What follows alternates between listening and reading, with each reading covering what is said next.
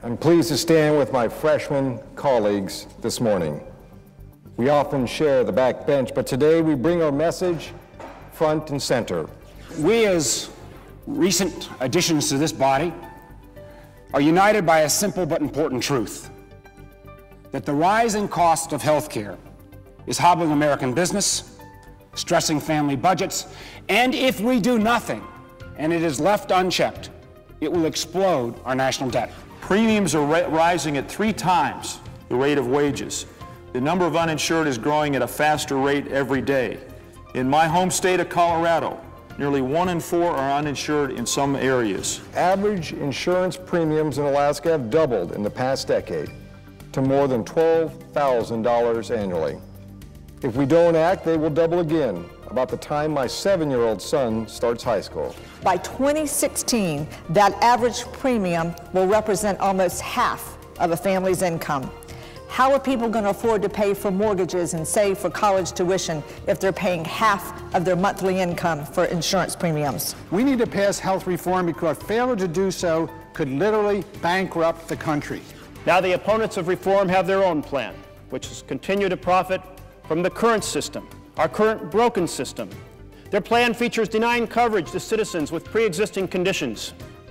Their plan involves dumping citizens out of coverage who, after years of paying their premiums, develop a health care problem, and then they lose their health care. We know that 62% of bankruptcies are health care related. What is staggering to me is that 78% of those bankruptcies are happening to people that had insurance. Health insurance reform is one of the defining challenges of our time. Every person in our country has a stake in what we do at this moment in this place. And while there are a lot of proposals out there, there's one thing we know for sure: maintaining the status quo is not an option. Doing nothing means exploding our federal deficit. Doing nothing means doubling the health care premiums costs for American families. And doing nothing means that American companies will be less competitive in a global market. We need a reform package that ensures a pre-existing condition, such as diabetes or cancer, no longer prevents anyone from obtaining health insurance. And we need health care reform to ensure America's families don't have to fear bankruptcy when a loved one gets sick. Some say that we're moving too quickly, that we need to wait. I ask you, Mr. President, wait for what? For more people to get sick and die because they don't have access to health care?